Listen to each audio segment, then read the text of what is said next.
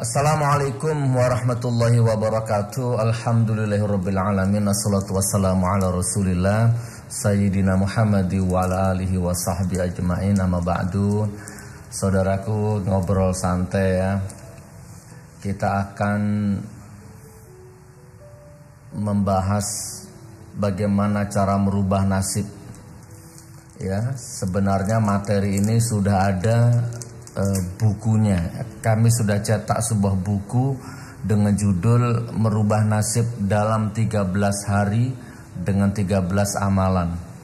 Tapi banyak sekali masukan dari teman-teman dari jamaah yang memberikan masukan. Gus Nur, Cak Nur, tidak semua orang hobi baca, tidak semua orang punya waktu untuk baca. Tolong dong dibentuk format dalam bentuk VCD atau flash disk atau video, yang penting bisa dilihat ya, dalam bentuk audio visual gitu. Masuk akal dan bagus idenya, maka segera kami respon. Insya Allah mudah-mudahan video ini benar-benar bermanfaat dunia dan akhirat ya. Dari dirimu sampai anakmu, sampai cucumu, sampai cicitmu, sampai dunia dan akhirat, mudah-mudahan video ini memberikan manfaat. Insya Allah ya. Baik, kita akan berbagi tips, kita akan berbagi resep, kita akan berbagi pikiran bagaimana cara merubah nasib. Dan unik dalam dunia seperti ini itu unik ya. Maksudnya begini, kadang-kadang murid itu jauh lebih hebat daripada gurunya. Gitu kan. Saya pernah nulis buku yang berjudul Belum Tentu ya. 90% bahas tentang indera keenam, bahas tentang cara mempertajam mata hati ya, cara mengasah basyirah. Itu saya pernah tulis buku judulnya Belum Tentu. Nah, seperti itu ya. Ternyata setelah beredar ribuan eksemplar itu banyak sekali masukan testimoni yang aneh-aneh gitu ya, aneh-aneh. Dan sebagai penulisnya kadang heran, mosok Yosef, masa iya itu. Karena sebagai penulis belum pernah ngalami kejadian yang fenomena yang sensasi spiritualnya seperti yang mereka testimonikan ini. Oke, biar tidak melebar kemana-mana ya. Ada guru TK misalkan. Ternyata muridnya sudah jadi profesor doktor, sementara gurunya tetap jadi guru TK kan? Dalam tanda petik memang secara standar apalah ya, saya nyebutnya apa ya, ekonomi atau sosial atau bagaimana ya. Tentu kalau dari segi syariat, orang yang mulia di sisi Allah itu yang bukan doktornya ya, bukan profesornya, bukan uangnya, bukan hartanya, tapi imannya, kan begitu. Nah, jadi gini. Oke, saya akan mengupas ya bagaimana cara merubah nasib. Dan jangan-jangan setelah video ini nyampe kepada Anda, jangan-jangan nasib Anda bisa melesat 100 kali lipat dari saya. Anda bisa lebih hebat dari saya. Wallahu a'lam bishawab. Oke, merubah nasib dalam waktu 13 hari dengan 13 amalan. Nah, supaya tidak rancu, saya jelaskan dulu satu persatu ya. Maksudnya begini, judulnya ini kita refleksi pelan-pelan supaya tidak terjadi tanya jawab atau misteri buntu di dalam logika ya, nalarnya Anda ini. Gus, kenapa kok merubah nasib dalam 13 hari? Kenapa kok 13 hari? Apa 13 hari? Kenapa kok enggak 21 hari? Kenapa kok enggak 9 hari atau 11 hari? Kenapa kok 13 hari? Oke. Jadi gini, sebenarnya 13 hari itu hasil ijtihad saya aja, dan itu nggak ada, boleh dibilang penting, boleh dibilang enggak. Bisa saya kasih judul merubah nasib dalam waktu 21 hari, bisa. Merubah nasib dalam waktu 40 hari, bisa. Ya.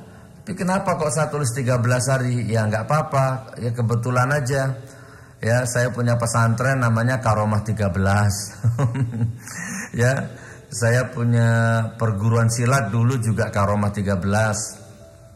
Terus rukun sholat itu juga ada 13. Terus kemudian ada salah satu kaum, salah satu ideologi, salah satu orang itu yang takut dengan angka 13. Kan jadi menarik tuh.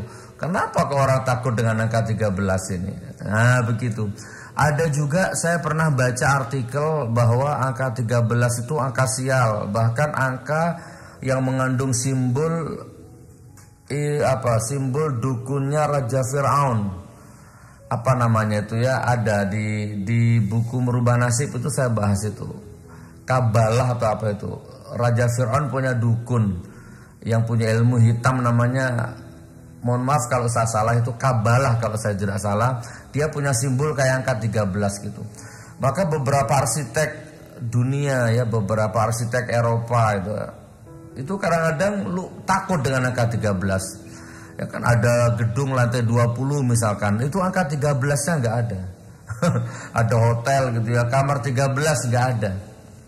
Bahkan di Eropa itu kalau pas, apalagi kalau hari Jumat tanggal 13, saham turun, indeks turun, ekonomi turun. Ya, grafik ekonomi, grafik bisnis itu turun kalau hari Jumat tanggal 13 karena ada sebagian orang yang meyakini itu hari sial. Nah, jadi begini maksudnya. 13 itu nanti saya jelaskan di bab kedua, di bab sistem nanti saya jelaskan. Ini saya kasih sinopsisnya dulu. Ada orang yang ternyata setelah baca buku itu beliau nggak butuh 13 hari, cukup 3 hari beliau sudah menemukan momentumnya. Ya, 4 hari 5 hari sudah mendapatkan momentumnya. Ada yang sampai 20 hari 1 bulan juga baru mendapatkan momentumnya. Jadi ini relatif saudaraku, jangan terpatok kepada 13. Tergantung orang, tergantung makom ya, tergantung backgroundnya dia bagaimana. Oke, itu yang pertama ya. Nah, merubah nasib dalam waktu 13 hari. 13 hari itu adalah waktu untuk Anda membangun habit, membangun kebudayaan, membangun kebiasaan-kebiasaan baru. Ada seorang motivator mengatakan nasib tidak bisa dirubah, tapi kebiasaan buruk bisa dirubah menjadi kebiasaan baik. Begadang malam gak manfaat dirubah jadi zikir malam yang bermanfaat. Misalkan main game di jam kantor dengan nyolong WiFi kantor bisa dirubah dengan sholat duha, dirubah dengan afirmasi atau the law of attraction yang positif. Nah, kalau kebiasaan-kebiasaan buruk ini bisa dirubah menjadi kebiasaan-kebiasaan yang baik, maka otomatis nasib yang buruk akan mengikuti menjadi baik. Kurang lebih begitu saudaraku. Oke ya, ini yang bisa saya sampaikan dulu sebagai mukadimah ya. Mudah-mudahan setelah nonton video ini Anda benar-benar bisa merubah nasib. Ada 2, ada nasib yang bisa dirubah, ada nasib yang tidak bisa dirubah. Sebenarnya nasib itu hampir-hampir sama jamaknya dengan takdir ya, pengertiannya dengan takdir. Ya, takdir itu ada yang bisa dirubah, ada yang tidak bisa dirubah ya. Nasib juga begitu ya, ada yang bisa dirubah, ada yang tidak bisa dirubah. Nah, kalau dalam bahasa agama ada takdir mubrom, ini yang tidak bisa dirubah. Maka Anda harus paham dulu ini supaya nggak terbuang waktu mubazir, supaya tidak banyak membuang waktu yang tidak efisien gitu kan. Pahami dulu ada takdir yang namanya takdir mubrom.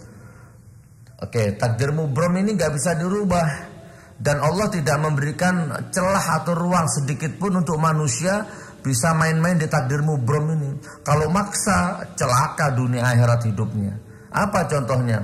Anda lahir sebagai orang Jawa, lahir sebagai orang Batak, lahir sebagai orang hitam, sebagai orang putih, sebagai orang Cina, sebagai orang Afrika, sebagai orang pendek, tinggi, mancung, pesek, apalah. Sebagai anaknya artis, anaknya petani, anaknya apa. Nah, itu takdir mubrom. Anda nggak bisa merubah itu. Lahir sebagai laki-laki, lahir sebagai perempuan, nggak bisa dirubah. Kalau sudah ditakdir laki-laki ya laki-laki, jangan maksa jadi perempuan. Kalau sudah ditakdir perempuan ya perempuan, jangan maksa jadi laki-laki. Karena itu wilayah mubrom. Kalau Anda paksa hancur hidupmu. Oke, dikembangkan ya sepercepat. Nah, ada takdir mu'alaq. Nah, takdir mu'alaq ini nanti bisa dipecah, ada beberapa bagiannya juga.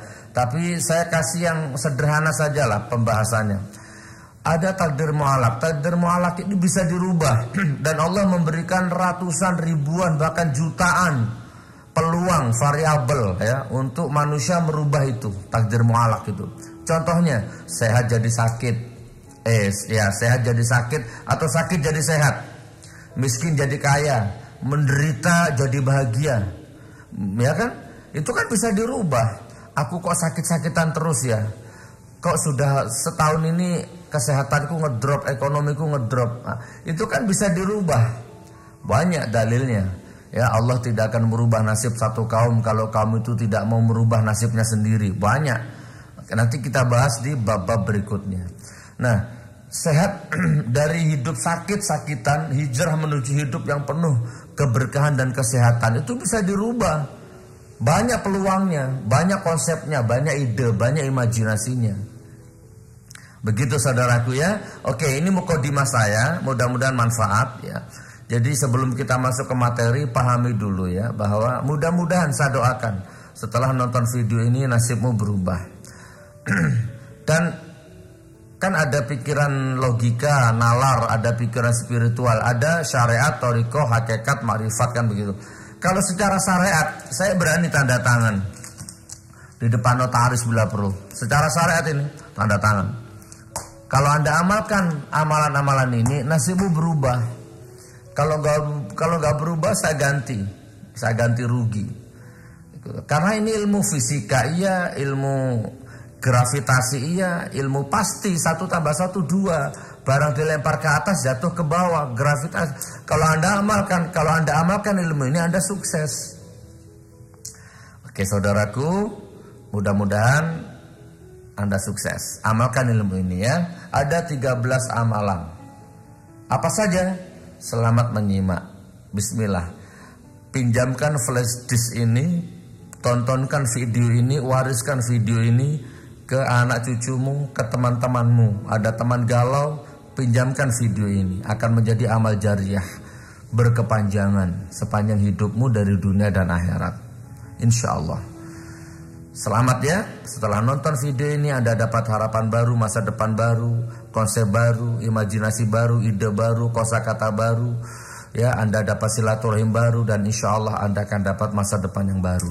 Wassalamualaikum warahmatullahi wabarakatuh.